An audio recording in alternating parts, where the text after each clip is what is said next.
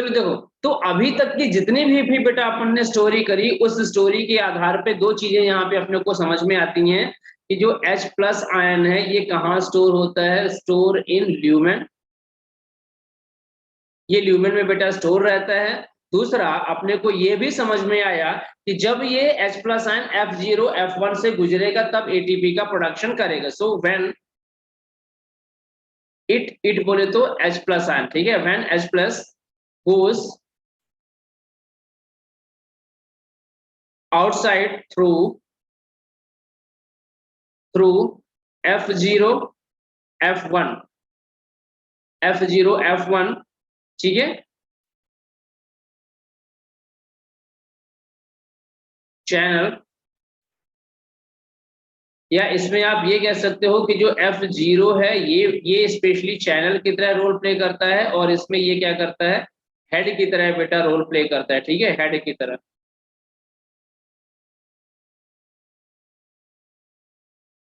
Head की तरह। तो जब इससे ये गुजरेगा देन क्या करेगा, then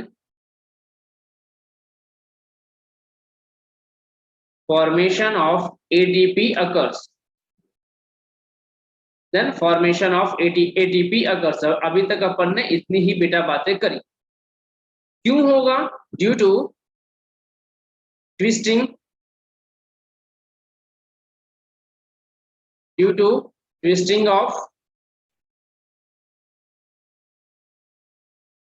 due to twisting of head part,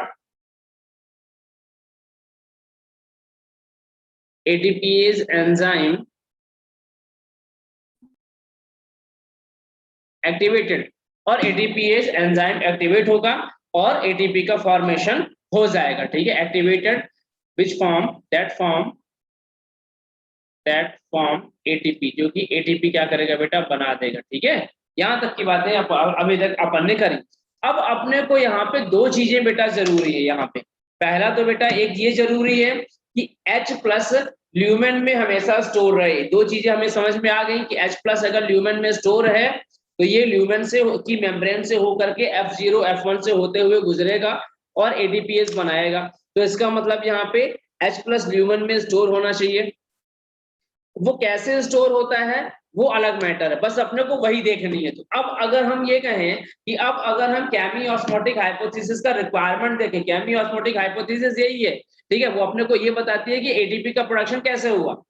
दो दो प्रोसेस या फिर दो फॉस्फोराइलेशन मेथड केमी ऑस्मोटिक को यूज करती है, फोटोफॉस्फो एंड ऑक्सीडेटिव फॉस्फो। अभी वो डायग्राम के हेल्प से अभी अपन देख लेंगे, बट अभी तक अपने को ये पता होना चाहिए कि क्या क्या रिक्वायरमेंट है। तो हेडिंग डाल के अपन यहाँ पे बात कर सकते हैं, रिक्वायरमेंट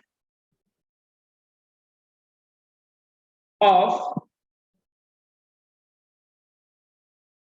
केमी ऑस्मोटिक हाइपोथेसिस। क्या क्या रिक्वायरमेंट है, रिक्वायरमेंट के बाद बेटा आपको ये चीज और ज्यादा क्लियरली समझ में आ जाएगी। अच्छा देखो, रिक्वायरमेंट इसकी होती है, नंबर फर्स्ट, एक तो हमेशा H प्लस मेंटेन रहे। और H प्लस मेंटेन क्या रहे, H प्लस का बेटा दरअसल ग्रेडियंट मेंटेन रहे, ठीक है। मतलब ये कि ल्यूमेन में और ल्यूमेन के बाहर बोले तो स्ट्रोमा में, मतलब कि थाइलाक्वाइड के अंदर और थाइलाक्वाइड के बाहर H प्लस आयन का ग्रेडियंट मेंटेन रहे। जब ग्रेडियंट मेंटेन रहेगा तो क्या रहेगा, H प्लस आयन आराम से फ्लो कर पाएगा। अगर ग्रेडियंट डिस्टर्ब हो जाएगा तो प्रेशर नहीं पड़ेगा, H प्लस आयन वहां पे मूव नहीं करेगा। तो H प्लस आयन को F0 F1 चैनल से मूव करवाने के लिए ग्रेडियंट वहां पे बेटा रिक्वायर्ड है, ठीक है। सो फर्स्ट यहाँ पे बेटा रिक्वायरमेंट होती है H प्लस ग्रेडियंट,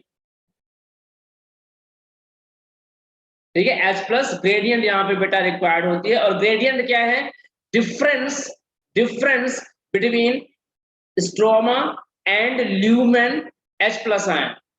ल्यूमेन में H प्लस आयन कितने प्रेजेंट हैं, स्ट्रोमा में H प्लस आयन कितने प्रेजेंट हैं, इससे मतलब नहीं है, बट जितने भी प्रेजेंट हो उनमें डिफरेंस होना चाहिए, उनमें डिफरेंस होना चाहिए। या तो ल्यूमेन और स्ट्रोमा में जो H प्लस प्रेजेंट है उनके नंबर में डिफरेंस होना चाहिए। ग्रेडियंट का मतलब यही होता है ना, डिफरेंस ही तो होता है।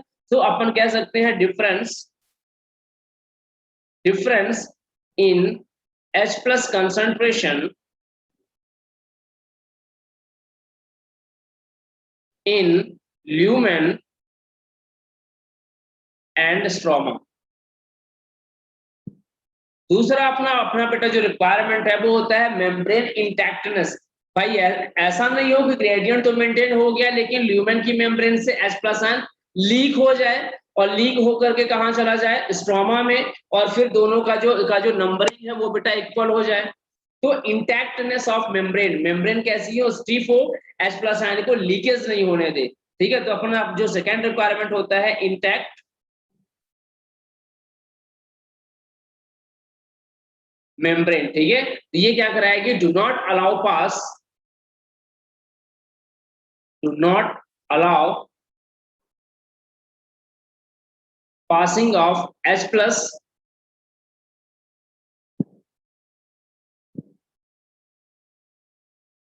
Other than F0 F1 channel.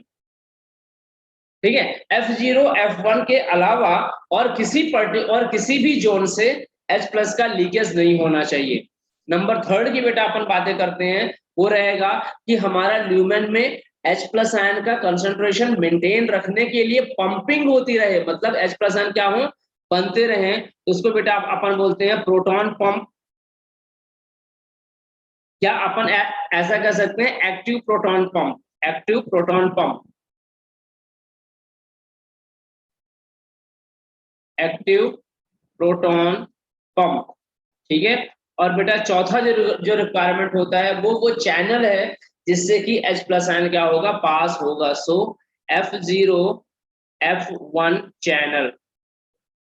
ठीक है, अभी तक ये बातें हम जो कर रहे हैं ये एक कॉमन बातें हैं। रिक्वायरमेंट जो है चाहे वो फोटोफॉस्फो हो चाहे वो ऑक्सीडेटिव फॉस्फो हो, वो कॉमन चलता है दोनों में। ठीक है, अगर अगर ये चारों रिक्वायरमेंट हैं तो chemo osmotic hypothesis properly run हो सकती है, अदरवाइज रन नहीं हो सकती।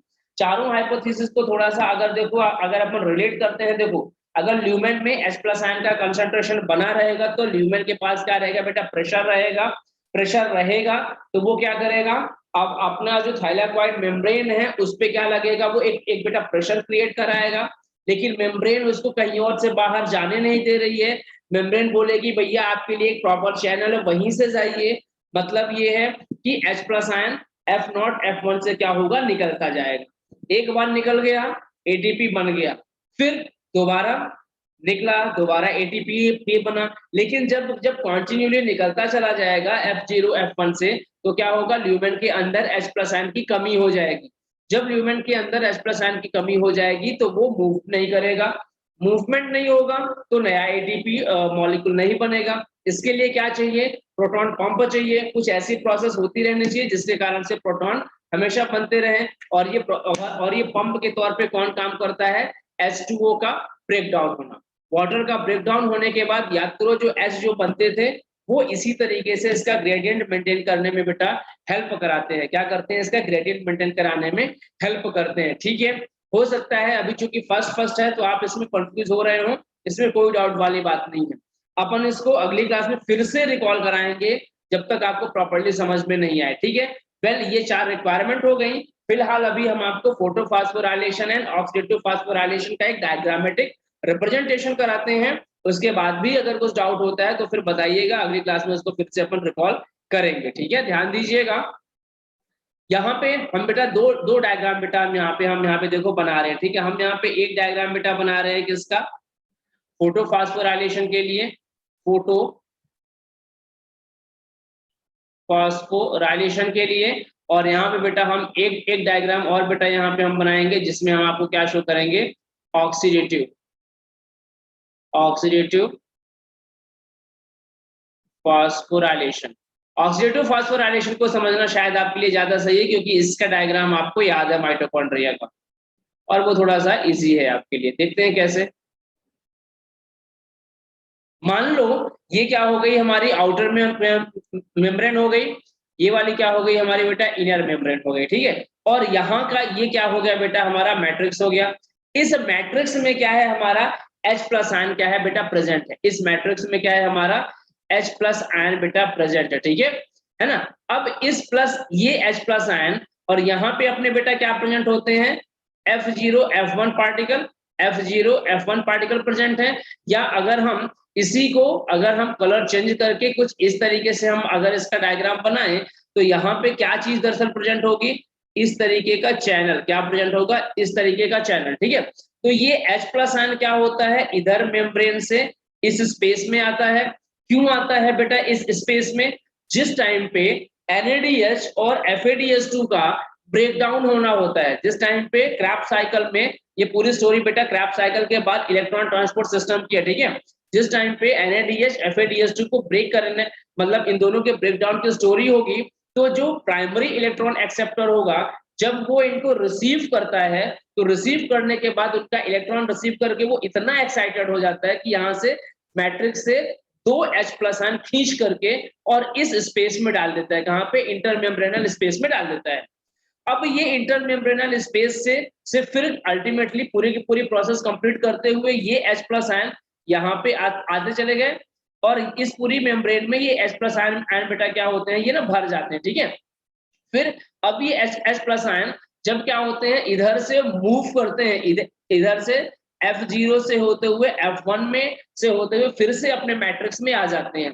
तो जिस टाइम पे ये F0 चैनल से होके F1 से होते हुए गुजरते हैं, तो ये F1 वाला पार्टिकल क्या होता है, ट्विस्ट होता है, ATPase एंजाइम इसका एक्टिवेट होता है और ATP का फॉर्मेशन हो जाता है, ठीक है।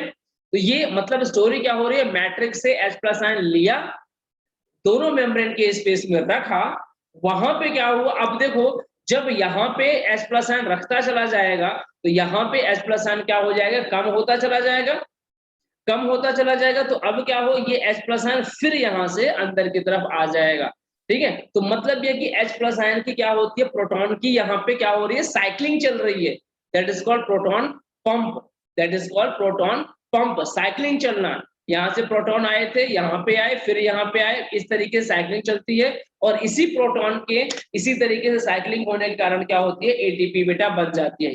ये स्टोरी किसकी हो गई, ऑक्सीडेटिव फॉस्फोराइलेशन की, ठीक है। ये आपको तब और अच्छे से क्लियर समझ में आ जाएगा जब आप रेस्पिरेशन के बाद, जब आप रेस्पिरेशन में ग्लाइकोलिसिस और क्रैप्स साइकिल के बाद ईटीएस देख रहे होंगे, क्योंकि ये प्रोसेस दरअसल ईटीएस की ही पार्ट है, ठीक है। जब अपन बेटा बात करते हैं तो ये भी हमारी क्या हो गई, क्लोरोप्लास्टिक मेम्ब्रेन हो गई। ये डबल लेयर्ड बेटा अपने ये क्लोरोप्लास्टिक मेम्ब्रेन है और इस क्लोरोप्लास्टिक मेम्ब्रेन में हम यहाँ पे बेटा बना देते हैं क्या, अपना ल्यूमेन वाला पार्ट, ठीक है। तो क्यों ना हम यहाँ पे एक सिंगल बस बना दें, तो आपको कोई खास दिक्कत तो नहीं होनी चाहिए, ठीक है। यहाँ पे बेटा हमने क्या बना दिया, ल्यूमेन वाला बेटा पार्ट हमने इसका यहाँ पे बना दिया। ध्यान रखना ये वाला पार्ट क्या है बेटा, ल्यूमेन है, और इस ल्यूमेन में यहाँ पे अपने पास फोटो सिस्टम 2 और 1 प्रेजेंट है, ठीक है। तो अब यहाँ पे क्या होगा, यहाँ पे H प्लस आयन का कंसंट्रेशन कैसे मेंटेन होगा, due to the break down of water molecule. क्या होगा यहाँ पे, जब वाटर मॉलिक्यूल बेटा जब ब्रेक डाउन होगा, ये अगर PS2 हुआ और यहाँ पे हमने क्या बताया कि बेटा वाटर मॉलिक्यूल को हमने क्या किया, ब्रेक डाउन कर दिया, तो यहाँ पे क्या बनता था, H प्लस आयन बनता था, है ना, और प्लस क्या बनता था, O2 बनता था। इलेक्ट्रॉन जो बनते थे वो तो ये फिर से यूज कर लेता था, ऑक्सीजन रिलीज हो जाती थी, और ये जो H प्लस आयन है ये एक्ट करते थे एज अ प्रोटॉन एजेंट। तो अब यही H प्लस आयन क्या हो जाएगा, ल्यूमेन में क्या होगा बेटा, भरने लगेगा। इसके अलावा H प्लस आयन बेटा यहाँ पे स्ट्रोमा में भी स्टोर है, स्ट्रोमा में भी स्टोर है, बट ग्रेडियंट ऐसा मेंटेन करना है कि यहाँ का H प्लस आयन कम हो जाए।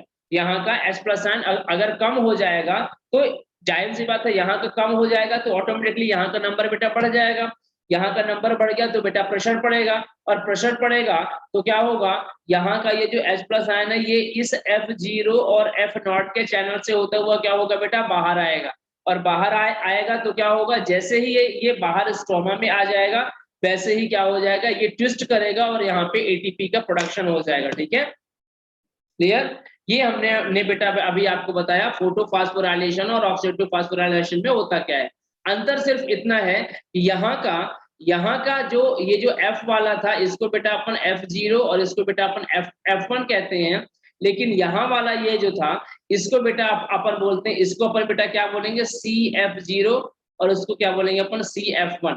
मतलब इसके जो चैनल होते हैं इनके चैनल्स को बेटा अपन क्या बोलते हैं, CF0, और उसको क्या बोलते हैं, CF1।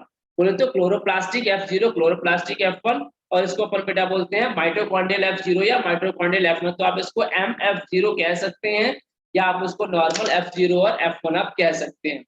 ये स्टोरी थी बेटा केमी ऑस्मोटिक हाइपोथेसिस की। अभी इसमें एक चीज अभी और रिक्वायर्ड है कि हम प्रोटॉन का ग्रेडियंट कैसे मेंटेन रखें, ये बेटा हम आपको बताएंगे अगली क्लास में। अगली क्लास में ये पूरा पूरा एक बार फिर आपको रिवाइज कराएंगे, लेकिन शर्त ये है आपकी हमारी कि आपको जितना भी अभी आपने पढ़ा है इस शीट से साथ साथ में, इस शीट के अलावा एक बार एनसीईआरटी से इसको रीड जरूर से करिएगा, ठीक है।